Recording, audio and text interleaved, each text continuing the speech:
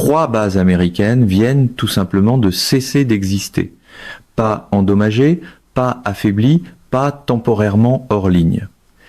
3 des installations militaires les plus fortifiées et les plus stratégiquement cruciales de tout le Moyen-Orient, la base aérienne d'Al-Assad en Irak, son installation sœur à Erbil dans le nord kurde et la base avancée d'Al-Tanf dans le sud-est de la Syrie. Toutes sont devenues complètement, totalement, définitivement silencieuses dans les mêmes 31 secondes. 277 missiles ont été lancés simultanément depuis le sol iranien, depuis des sites de lancement de proxys iraniens en Irak et depuis des silos souterrains durcis dans les monts Zagros. Une seule salve coordonnée, si massive, si précisément synchronisée et si impitoyablement ciblée que les officiers militaires américains qui ont analysé l'engagement par la suite ont utilisé, dans leurs exposés classifiés, un mot que les officiers militaires américains n'utilisent presque jamais. Ils l'ont qualifié de parfaite. Vous serez très surpris quand vous comprendrez ce que l'Iran a réellement détruit, parce que les missiles ne visaient pas les pistes. Ils ne visaient pas les dépôts de carburant, ni les abris d'aéronefs, ni les antennes radar. Chacune des 277 ogives visait une catégorie très précise de cibles, la même catégorie sur les 3 bases en même temps. L'Iran n'a pas attaqué les bases. L'Iran a attaqué la capacité des bases à penser et en 31 secondes, il a réussi. Mais ce qui s'est passé dans les 32 secondes qui ont suivi, ce que l'Amérique a fait, ce que la région est devenue et ce que l'Iran a découvert sur le prix de son propre succès. Voilà la partie de cette histoire que tous les ministères de la Défense sur Terre étudient maintenant à huis clos. Et c'est la partie que les grands médias ont complètement échoué à expliquer. Avant d'y arriver, je dois vous donner une image humaine que je veux que vous gardiez en tête à partir de maintenant jusqu'à la fin de cette vidéo. Parce que enfoui sous tout le langage technique des salves de missiles, des signatures radar et de l'architecture de commandement, il y a un moment humain qui explique tout.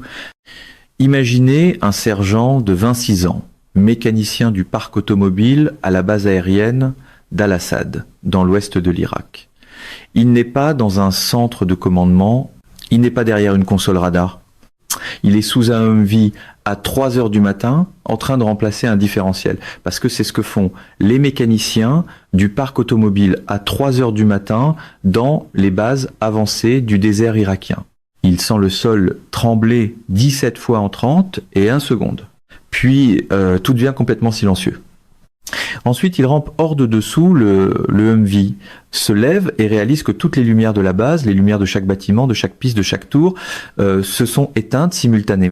Et la radio à sa ceinture, qui produisait un crachotement constant de conversation en arrière-plan pendant tout son déploiement, ne produit plus rien. Silence absolu, noir absolu.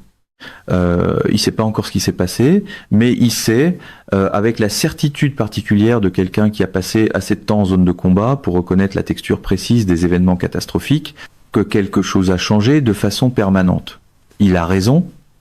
Alors, que sont exactement ces 3 bases ?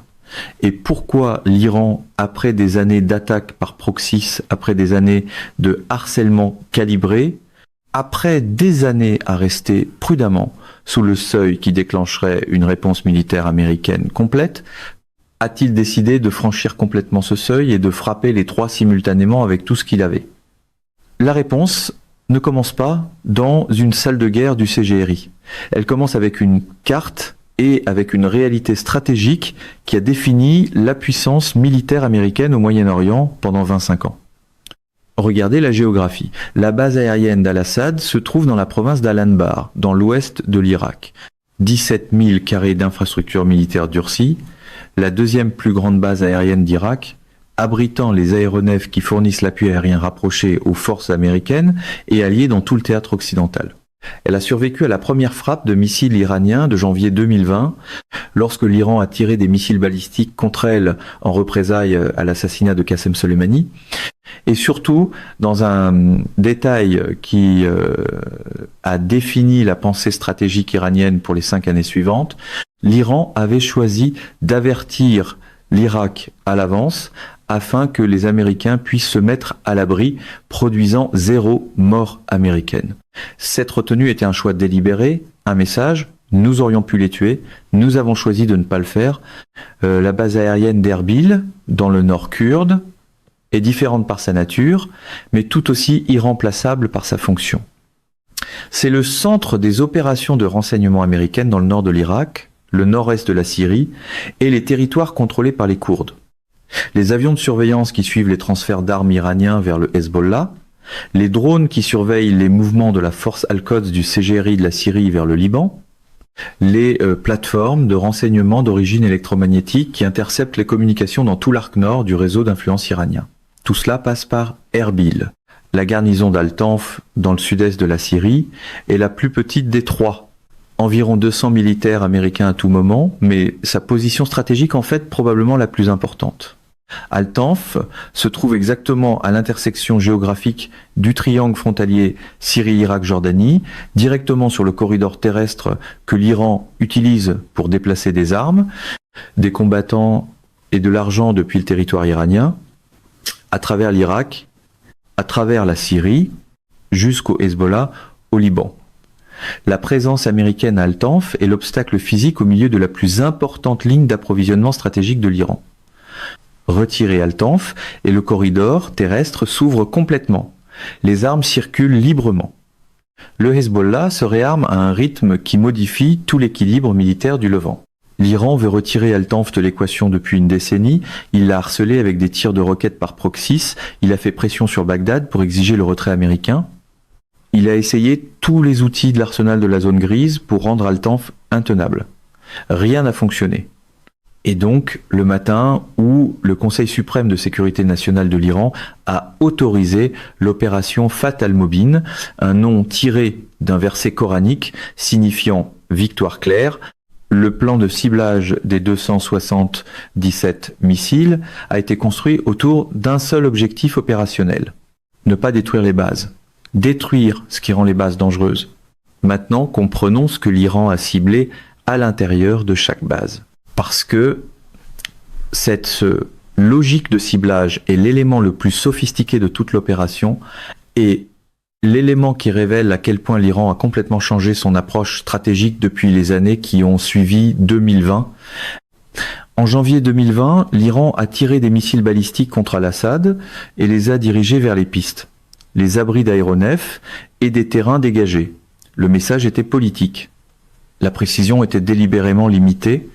L'intention était la démonstration, pas la destruction. L'opération Fath al-Mobin reposait sur une philosophie de ciblage entièrement différente. Cette philosophie porte un nom dans la doctrine militaire iranienne. Balman, le cœur du système. L'idée n'est pas de détruire les actifs physiques d'un adversaire. Elle est de détruire les nœuds précis qui permettent à ces actifs de fonctionner comme un ensemble coordonné, pensant et réactif. Détruisez le cœur et le corps, aussi puissant soit-il, aussi bien armé soit-il, devient une collection de parties déconnectées, incapables d'agir ensemble. Al-Assad, le plan de ciblage a concentré 91 missiles sur 4 catégories précises de nœuds. Le principal centre de communication satellitaire, le champ de liaison montante qui relie Al-Assad au CENTCOM, au Pentagone et au réseau de données de la communauté du renseignement. Le complexe principal est de secours de production d'électricité de la base, non pas les lignes électriques, mais les bâtiments des génératrices eux-mêmes, l'infrastructure physique qui maintient l'électronique en vie lorsque le réseau tombe, le centre des opérations tactiques, le bâtiment où le commandant de la base et son état-major traduisent les ordres venus d'en haut en action sur le terrain, et la zone de carburant, d'armement et de chargement des aéronefs, non pas les aéronefs eux-mêmes, mais l'infrastructure précise nécessaire pour les armer et les lancer, détruite d'une manière qui a laissé les avions physiquement intacts, mais opérationnellement paralysés. À Erbil, 78 missiles ont exécuté un plan de ciblage que les analystes du renseignement américain, en examinant les données de la frappe par la suite, ont décrit comme démontrant un niveau de connaissance de l'agencement interne d'Erbil qui n'aurait pas dû être possible sans une pénétration significative du renseignement humain dans la base.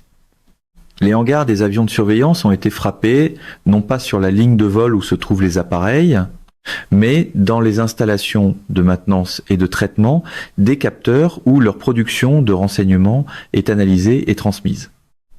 Les antennes de collecte SIGIN ont été frappées non pas à leur structure de base, mais aux chemins de câbles et aux centres de traitement qui transforment leurs interceptions brutes en renseignements exploitables.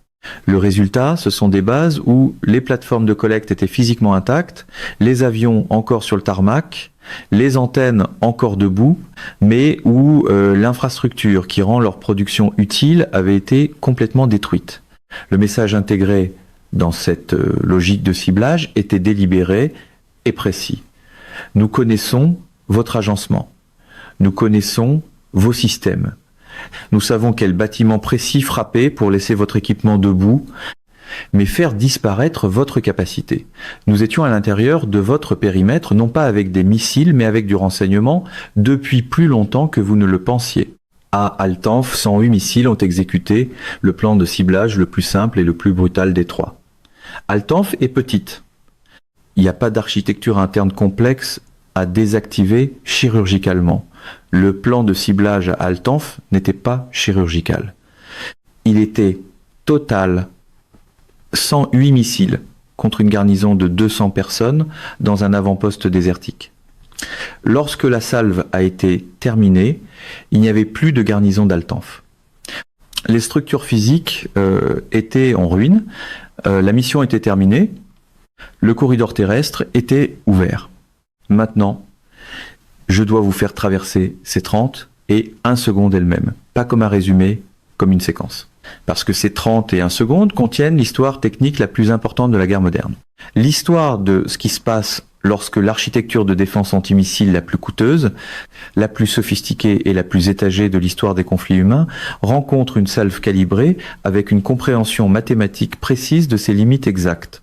Les batteries Patriot PAC-3 MSE, qui défendent Al-Assad et Erbil, sont le joyau de la défense antimissile de théâtre américaine. Chaque batterie peut engager plusieurs cibles simultanément. Chaque intercepteur coûte environ 4 millions de dollars. Chaque batterie dispose d'une réserve d'intercepteurs limitée, un nombre précis d'intercepteurs qui, une fois épuisés, exigent des heures de réapprovisionnement pour être restaurés.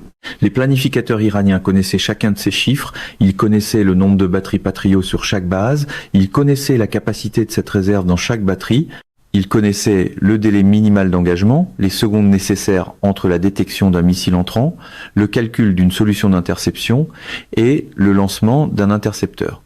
Et ils ont construit la salve autour d'un seul objectif mathématique. Tirer plus de missiles que la défense ne peut en traiter dans la fenêtre d'engagement disponible. À Al-Assad, les batteries Patriot ont atteint un taux d'interception que les officiers américains de défense aérienne ont décrit comme extraordinaire dans les circonstances. Elles ont détruit 63 des 91 missiles entrants.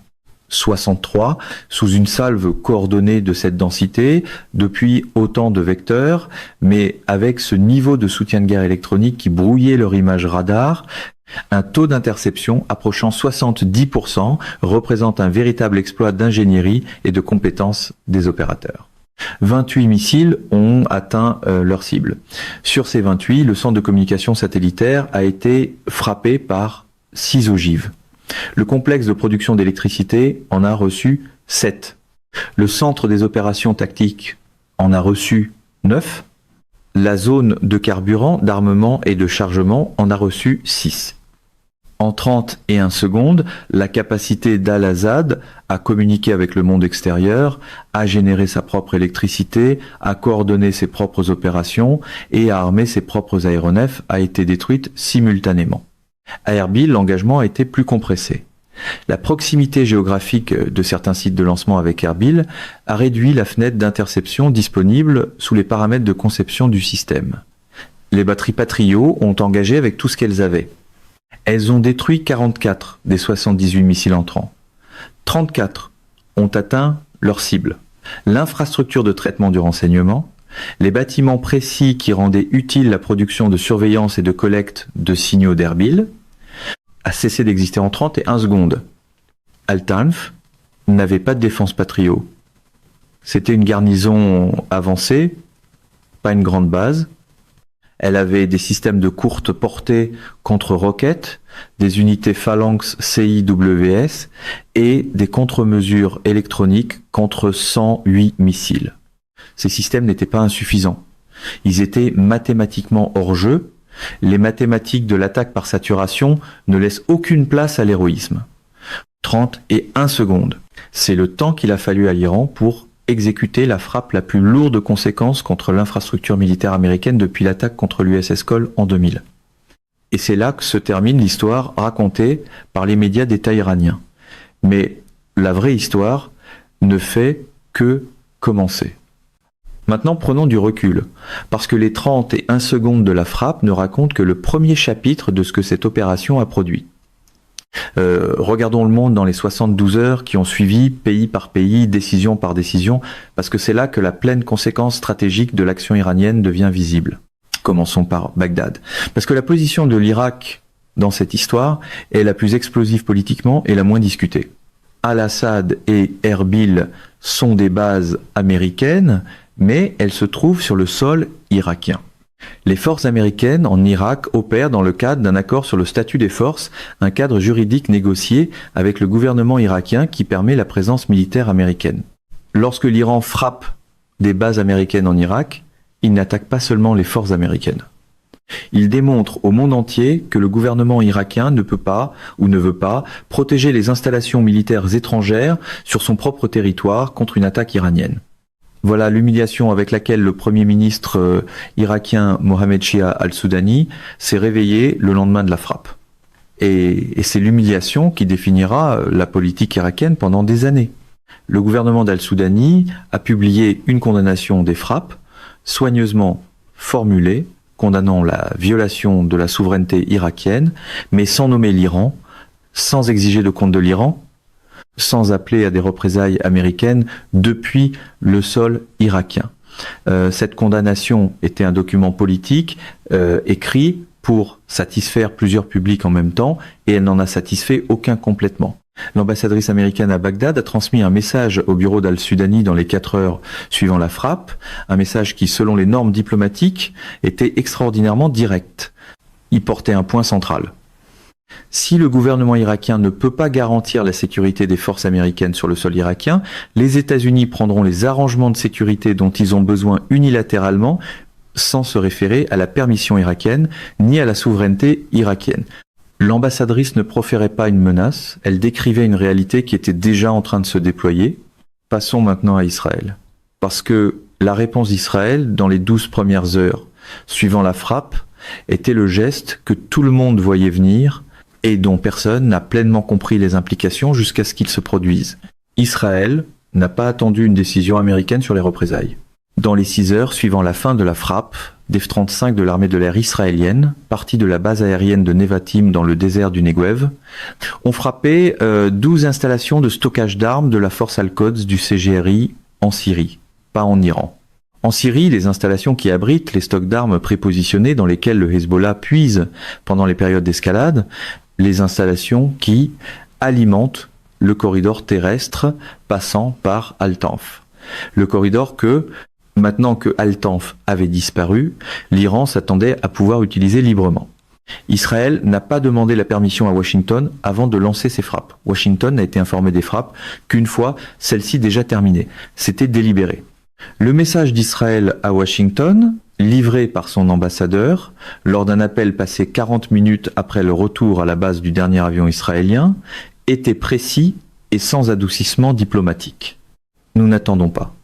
Nous avons agi là où nous pouvions agir. Nous avons fermé le corridor que l'Iran vient d'ouvrir. Votre décision concernant l'Iran proprement dit vous appartient, mais le corridor est fermé. La réponse de l'Arabie Saoudite portait un poids stratégique différent. Dans les 8 heures suivant la frappe, Riyad a activé la configuration de guerre complète de son réseau de défense aérienne de théâtre. Chaque batterie Patriot, chaque unité Théa-Tchad, chaque système de courte portée du royaume est passé en alerte opérationnelle complète. Ce n'était pas une réponse à une attaque contre l'Arabie Saoudite. C'était un calcul. Si l'Iran était prêt à frapper 3 bases américaines simultanément, L'infrastructure d'Aramco, déjà attaquée en 2019, déjà démontrée vulnérable, entrait dans la même logique opérationnelle. Riyad n'allait pas attendre de découvrir si la prochaine salve portait des coordonnées saoudiennes. La réponse régionale la plus lourde de conséquences, toutefois, n'a pas eu lieu dans une capitale, mais dans une étendue d'eau. Dans les 14 heures suivant la frappe, le groupe aéronaval de l'USS Gerald Ford, qui opérait en Méditerranée orientale, a viré vers le sud. Il a traversé le canal de Suez, il est entré en mer Rouge, puis s'est positionné dans le nord de la mer d'Arabie, à portée de frappe du territoire iranien, avec tous ses systèmes de combat en pleine disponibilité et tous les aéronefs sur le pont d'envol armé et ravitaillés. Il n'a pas lancé d'attaque. Il s'est positionné. Le message de ce positionnement était le plus ancien et le plus clair de toute l'histoire de la puissance navale. Nous sommes ici, nous sommes prêts, la prochaine décision vous appartient. Mais maintenant, regardons la décision que l'Amérique a réellement prise, parce que c'était pas la décision à laquelle l'Iran s'attendait, ce n'était pas la décision que la plupart des analystes prédisaient. Et c'est la décision qui définit tout ce qui vient ensuite. Les planificateurs de guerre iraniens avaient intégré 3 scénarios de réponse dans leur planification opérationnelle. Le premier était une frappe conventionnelle américaine de représailles contre des installations du CGRI à l'intérieur de l'Iran. La réponse attendue, celle contre laquelle l'Iran avait durci, dispersé et abrité ses moyens. Le deuxième était une période de retenue américaine combinée à de la pression diplomatique et à des sanctions élargies.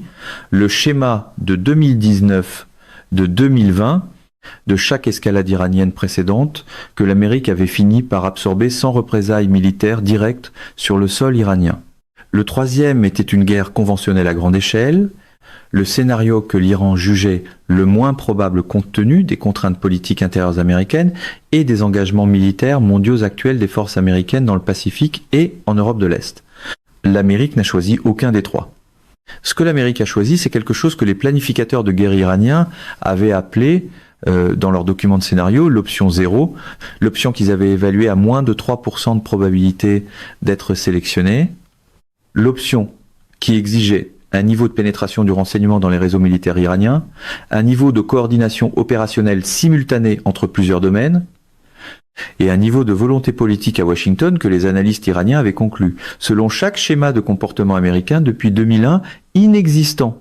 Ils avaient tort sur les 3 points. Dans les 18 heures suivant la frappe, les États-Unis ont exécuté ce que le document interne d'appréhension du Pentagone décrit comme une opération culminante à spectre complet. Une attaque intégrée dans les domaines cinétiques, cybernétiques, électroniques et financiers, exécutée simultanément, conçue non pas pour punir l'Iran pour la frappe, mais pour éliminer de façon permanente sa capacité de la répéter. La couche cinétique a été exécutée par des bombardiers B-2 Spirit, partis de la base aérienne de Whiteman, au Missouri. Pas de base régionale, du Missouri. Le choix était délibéré. Le Missouri se trouve à 8000 milles de Téhéran. Des B-2 partis du Missouri ne peuvent être menacés par rien de ce que l'Iran possède actuellement. Ils ne peuvent pas être dissuadés par les défenses aériennes iraniennes. Ils ne peuvent pas être ciblés par les missiles iraniens. Ils arrivent sans avertissement, à n'importe quelle altitude, à n'importe quel moment, depuis n'importe quelle direction, en transportant la GBU 5-7 Massive Ordnance Penetrator, une bombe anti-bunker de 30 000 livres conçue pour détruire des cibles enfouies sous 200 pieds de béton armé. 5 B2, 4 cibles à l'intérieur de l'Iran. La première cible était la principale installation de production et d'assemblage de missiles pour les séries balistiques Shahab, Fates et Zolfaghar, située dans un complexe souterrain près de Parchin. Le complexe qui produit les missiles qui ont tué des soldats américains à Al-Assad et détruit la garnison d'Al-Tanf. 2 GBU 5-7. L'installation, qui avait pris 11 ans et environ 8 milliards de dollars à construire, s'est effondrée sur elle-même à 200 pieds sous terre en 11 secondes. La deuxième cible était le quartier général de commandement et de contrôle de la force stratégique de missiles du CGRI, à l'extérieur de Téhéran. Le bâtiment précis depuis lequel la salve de 277 missiles a été autorisée et dirigée. Les opérations cybernétiques américaines avaient pénétré ce réseau dans les heures suivant la frappe et confirmé l'emplacement du nœud de commandement avec une précision qui a fait de ce qui a suivi non pas une frappe contre une installation soupçonnée, mais une frappe contre un centre de commandement confirmé, identifié et occupé. La troisième cible était le réseau de lignes principales de fibre optique et de tout relais micro-ondes qui formait l'épine dorsale des communications du réseau de commandement opérationnel du CGRI. 17 frappes simultanées dans 9 provinces. Pas des bombes, mais des attaques à énergie dirigées et cyberphysiques qui ont détruit l'électronique à l'intérieur de l'infrastructure de relais tout en laissant les tours physiques debout. Les tours sont encore là, mais le réseau qu'elles transportaient a disparu. La quatrième cible est celle qui n'a produit aucune explosion, aucune image satellite de destruction, aucune séquence pour les caméras de télévision. La quatrième cible était l'infrastructure iranienne de compensation financière pour l'approvisionnement en armement, les nœuds bancaires précis, les services de mélange de crypto-monnaies et les réseaux de sociétés, écrans par lesquels l'Iran achète, sous sanction, des composants pour son programme de missiles. Le Trésor américain, en coordination avec les agences alliées de renseignement financier dans 6 pays, a exécuté des ordres de gel et des perturbations de réseaux simultanés qui ont fait s'effondrer 18 mois de construction de filières d'approvisionnement en une seule matinée. Aucune image dramatique, aucune boule de feu, seulement le silence dans les comptes qui financent le programme. Et maintenant, regardons l'image sur les écrans à Téhéran, parce que c'est une image que les dirigeants de la République islamique ne s'attendaient pas à voir lorsqu'ils ont autorisé l'opération Fath al-Mobin. Ils ont autorisé une frappe conçue pour faire 3 choses. Premièrement, fermer le corridor d'Al-Tanf et ouvrir le pont terrestre vers le Hezbollah. Mission accomplie en 31 secondes, de façon permanente. Deuxièmement, dégrader les capacités américaines de collecte de renseignements dans le nord de l'Irak et démontrer que les bases américaines dans la région ne sont pas des sanctuaires. Mission partiellement accomplie à un coût important.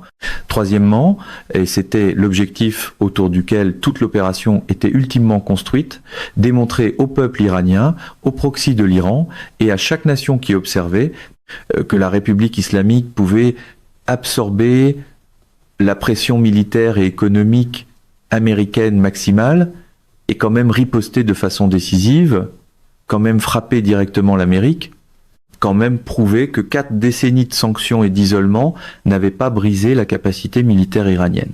C'est ce troisième objectif qui est maintenant en ruine, parce que la réponse reçue par l'Iran n'était pas celle qu'il avait modélisée. L'Iran s'attendait à une punition. Ce qu'il a reçu, c'est une élimination. L'installation de production de missiles près de Parchin, 11 ans et 3, 8 milliards de dollars, est en ruine. Le réseau de commandement de la force stratégique de missiles du CGRI, l'infrastructure qui a traduit l'autorisation du guide suprême Khamenei en 277 lancements simultanés, est détruit et compromis. L'épine dorsale des communications qui relie les unités opérationnelles du CGRI dans 9 provinces est silencieuse, et le réseau d'approvisionnement financier qui permettrait à l'Iran de reconstruire tout cela est gelé. L'Iran a frappé 3 bases américaines et les a réduites au silence en 31 secondes. L'Amérique a répondu en réduisant au silence la capacité de l'Iran à frapper un jour 3 bases américaines de nouveau. Le soldat iranien qui regarde la télévision d'État ce soir verra des présentateurs décrire Fath al-Mobin comme le plus grand accomplissement militaire de l'histoire de la République islamique. Il verra les images de fumée au-dessus d'Al-Assad, des ruines de la garnison d'Al-Tanf, de commandants du CGRI en uniforme parlant avec une confiance calme de succès stratégique. Il entendra que l'Iran a prouvé sa dissuasion, que l'Amérique a peur, que l'axe de la résistance a triomphé. Mais s'il regarde attentivement les images satellites de Parchin, le silence du réseau de communication du CGRI, les comptes qui ne peuvent plus déplacer d'argent, l'absence de toute réponse des tours relais des bons à grosses, il verra quelque chose de différent. Il verra une institution qui a tiré sa salve la plus puissante et qui a reçu en retour une réponse qui n'était pas une contre-salve, mais un scalpel précis, permanent, ciblé non pas sur ce que l'Iran a fait, mais sur la capacité de l'Iran à le refaire. Il comprendra quelque chose que les présentateurs de la télévision d'État ne peuvent pas dire.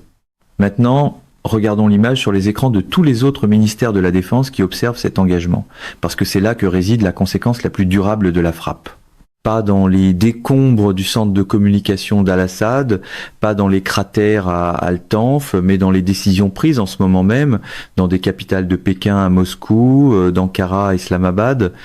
Chaque nation dotée d'un état-major capable d'analyser ce qui s'est passé dans ces 30 et 1 seconde est en train de réécrire une section précise de sa doctrine de défense.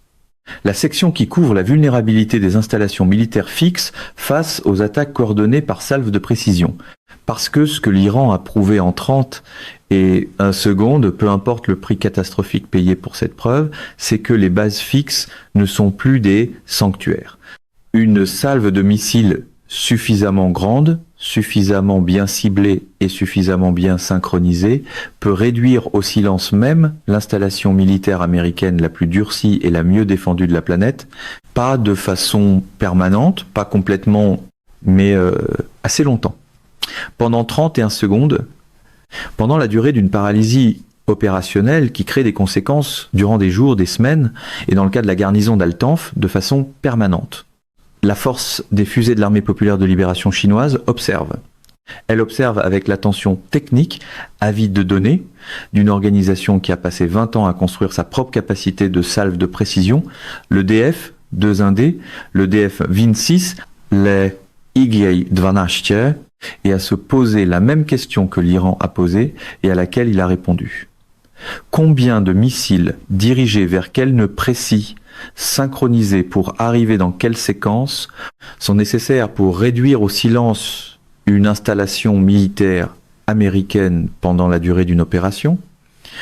L'opération Fath al-Mobin de l'Iran a maintenant fourni des données réelles pour répondre à cette question d'une manière qu'aucune simulation de jeu de guerre ne peut reproduire. Et chaque analyste de la force des fusées de l'armée populaire de libération, qui a passé les dernières 72 heures à étudier les plans de ciblage, les taux d'interception, la logique de sélection des nœuds et les résultats opérationnels de 277 missiles contre 3 bases, a tiré des conclusions qui façonneront directement la planification militaire chinoise pour un scénario autour de Taïwan. Voilà la conséquence stratégique involontaire de l'opération iranienne que personne à Téhéran n'avait calculée. L'Iran a frappé 3 bases américaines pour prouver un point régional. Il a remis à la Chine un modèle opérationnel mondial. Revenons au début, à ce sergent, le mécanicien de 26 ans du parc automobile, couché sous un Humvee dans le désert irakien à 3 heures du matin, 17 impacts en 31 secondes, se levant dans le noir absolu et le silence absolu. Il a déposé une déclaration de témoin 3 jours après la frappe. Elle n'est pas classifiée. Elle a été incluse dans le dossier de briefing présenté au comité des forces armées du Congrès. Et elle se termine par une phrase qu'aucun document politique, aucune évaluation du renseignement, aucune analyse stratégique n'a exprimé plus clairement. Il a écrit « Je savais que c'était grave, je ne savais simplement pas encore que ça allait tout changer. » Il avait raison. Et voici le verdict. L'Iran a passé 25 ans à étudier les bases américaines au Moyen-Orient. Il a cartographié leurs agencements, pénétré leur système de personnel, analysé leur configuration de défense et construit une force de missiles spécifiquement calibrée pour submerger leur défense dans une seule salve coordonnée. Il a exécuté ce plan avec une précision et une sophistication qui ont stupéfié même les officiers américains chargés d'analyser l'engagement. 277 missiles, 3 bases, 30 et 1 seconde. Le corridor d'Al-Tanf ouvert. Les communications d'Al-Assad plongées dans le noir. L'infrastructure de renseignement d'Erbil détruite. Puis l'Amérique a répondu. Pas avec la contre-salve que l'Iran attendait. Avec le scalpel que l'Iran n'avait pas modélisé. L'installation de production de missiles a disparu. Le réseau de commandement a disparu. L'infrastructure financière est gelée. La capacité de la force stratégique de missiles du CGRI à planifier, autoriser et exécuter une deuxième opération Fath al-Mobin a été retardée d'environ 7 à 10 ans. Pas définitivement 7 à 10 ans. Et dans ces 7 à 10 ans, l'Amérique aura reconstruit Al-Assad pas comme une base fixe avec un seul centre de communication, un seul complexe de production d'électricité et un seul centre des opérations tactiques, mais comme un réseau de nœuds distribués, redondants et durcis, à travers lequel les fonctions de commandement seront réparties si largement qu'aucun plan de ciblage unique, peu importe sa taille ou sa précision, ne pourra le réduire au silence en 31 secondes. L'Iran a frappé l'infrastructure de l'Amérique. L'Amérique a éliminé la capacité de l'Iran. L'Iran a ouvert un corridor vers le Hezbollah. L'Amérique a détruit l'usine qui produit les armes destinées à remplir ce corridor. L'Iran a réduit 3 bases au silence pendant 31 secondes. L'Amérique a répondu en s'assurant que l'Iran ne puisse plus construire les missiles nécessaires pour réduire quoi que ce soit au silence pendant une décennie. Le CGRI a visé les fondations de l'Amérique. L'Amérique n'a pas reconstruit les fondations. Elle a enterré la capacité du CGRI à viser. L'opération Fatal Mobin devait être la victoire claire de l'Iran. Le nom le disait, le verset coranique le disait, les commandants du CGRI, qui l'avaient planifié pendant 3 ans, y croyaient. Ce soir, l'image sur les écrans à Téhéran n'est pas une victoire claire. C'est une installation à Parchin, 200 pieds sous terre, écrasé par 30 000 livres d'ingénierie américaine largués depuis un bombardier qui a décollé du Missouri, qui atterrira au Missouri, et qui n'a jamais été une seule fois à portée de quoi que ce soit que l'Iran puisse actuellement construire. La République islamique a tendu le piège militaire le plus sophistiqué et le plus soigneusement planifié de ses 46 ans d'histoire. Et elle est entrée seule dans la réponse, sans alliés capables de l'aider, sans système d'armes capable d'atteindre les aéronefs qui ont répondu, et sans route de retour vers la capacité qu'elle a passé des décennies à construire. L'Iran a lancé 277 missiles et a prouvé ce qu'il pouvait détruire. L'Amérique a lancé 5 bombardiers et a prouvé ce qui ne peut pas être construit. Mesdames et messieurs, notre émission d'aujourd'hui s'arrête ici. Nous vous invitons à partager votre avis personnel dans la section des commentaires ci-dessous. Perspective politique vous salue et vous donne rendez-vous très bientôt.